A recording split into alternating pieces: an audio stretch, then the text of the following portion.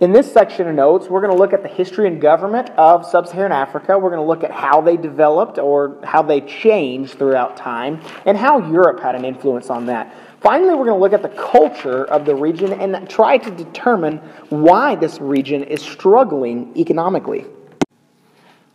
Now we're going to look at the history and government of Sub-Saharan Africa. Number 1, African roots. Hunting and gathering existed here in these regions because we know that based off the cave paintings that were left behind. The Sahara region, what we know as the Sahara Desert now, used to actually be extremely fertile. And then with climate changes around 3000 to 2500 BCE, it became one of the world's largest deserts. But this area used to be pretty fertile. Now I want to look at some of the early empires. One of the very earliest trading kingdoms in this region was the Empire of Ghana. This map here is kind of confusing, but it's showing you a bunch of different empires that existed over time in the same region. The Empire of Ghana, I kind of have circled here, was a trading kingdom based off of salt and gold. They had a lot of gold deposits, and gold was not less valuable, but because they had so much, it wasn't as valuable in this area as it was to other people in other parts of the world. And because of the massive desert during the Ghana time period, you had a lot of salt deposits. Around the same region, you had the Kingdom of Mali, which is the one that's yellow here on this map. And then you also had the Kingdom of Songhai, which is the light blue, which is also, both of these are based on salt and gold trade. And there's a cool story about this empire of Mali by a guy by the name of Mansa Musa. And that's his picture in the right. The richest man in the world ever, basically. He had so much gold. He converted to Islam, and one of the 5 pillars of Islam is making the trek, making the pilgrimage to Mecca. And so he went from this region and traveled through going towards Mecca. Now, the whole route, every peoples that he came across, the story was that he literally threw gold out of his caravan at them. And so this region of Western Africa became known worldwide as being extremely rich based off of Mansa Musa's adventure. Now, also in this region, you had Bantu-speaking people. They founded the Central African kingdoms and migrated throughout the region. And we know of the migration of the Bantu people based off of the language that spread and based off of the fact that this language is found all over Africa. So it's a people group that shows that they were actually mobile. Number 2, European colonization, and probably the most important section of this entire notes, the entire unit of notes. Word of Africa's wealth and resources spread all the way to Europe. Africa was known especially for their raw materials, and with the Industrial Revolution going on in Europe during this time period, a lot of the European nations were seeking raw materials for their industries, which were located back into Europe. Also, the slave trade began here. In the 1600s to 1700s, Europeans sought slaves as well as gold, ivory, and textiles from this area. The slave trade increased when Europe colonized the Americas as the slave trade shifted to the Americas. Now, Europe divides and rules. There are common borders. The common borders are there in Sub-Saharan Africa because of European colonization. African ethnicities and African culture were viewed by the Europeans as inferior to European culture. And therefore, these African cultures were dominated by the Europeans. The Europeans took no regard to the location of ethnicities in their drawing of borders.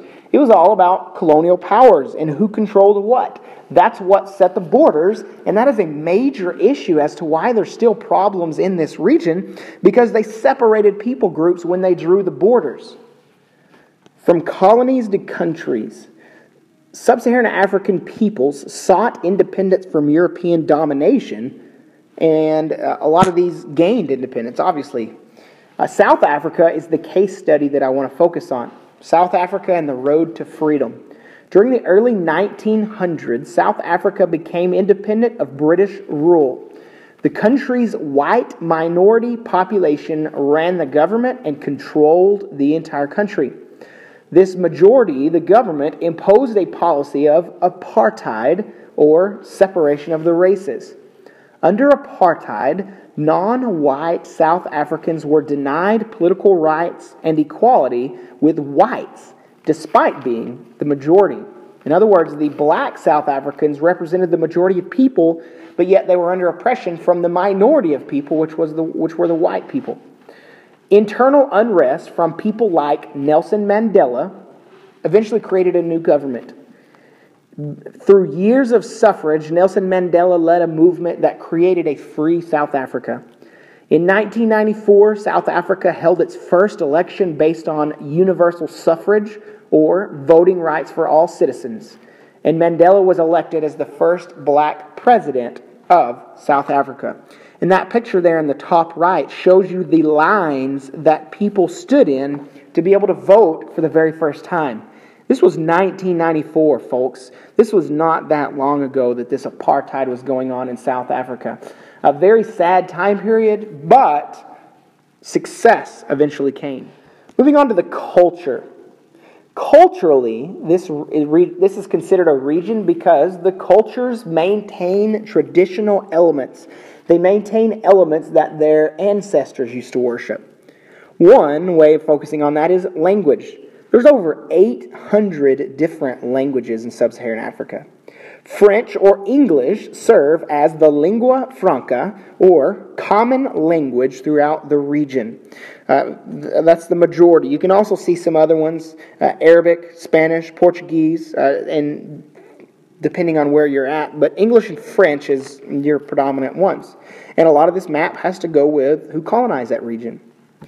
The linguistic diversity also makes this a region. The diversity of the different languages.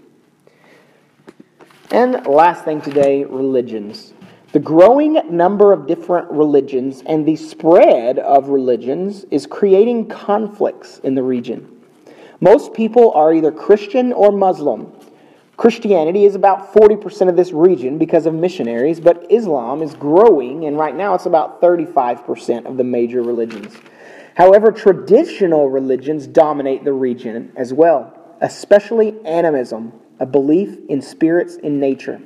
And a lot of also what you see is a blend between animism and Christianity, or animism and Islam.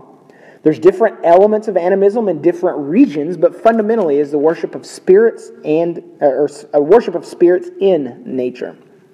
And then education. As a whole, education is not very good because of corruption of the governments. It's also not very good because when colonial powers dominated this region and made these peoples be part of a European colony, they didn't treat the Sub-Saharan African people very well. They didn't educate the Sub-Saharan African people because they didn't see the need in it. This colonization was not like what Europe did of Latin America. In Latin America, the Europeans respected the Latin American population, educated the Latin American population, and the governments were semi-successful after the European powers left. That's not the case in Sub-Saharan Africa. Today, the government systems still struggle because of the exploitation by the colonies of Europe. Now, to kind of wrap things up, we looked at the history and the government of Africa. We looked at how there used to be trading empires based off of salt and gold. And then we looked at when Europe came over and started colonizing the area, how they had no regard for the cultures that were located there. So much so that they created slavery and enslaved the peoples. The borders they created, they disregarded the ethnic groups that were there and created borders based on where they were located. And then as these countries went from colonies to countries and set up their own governments, they were still being segregated and still having to overcome based off of systems like apartheid. And then we looked at the culture. The culture is very diverse. There's over 800 different languages. It's very diverse linguistically. Predominantly the religions, you have Muslim and Christianity, but for the most part people worship the traditional elements like animism. And again, the education of this region, not so much, all because of Europe.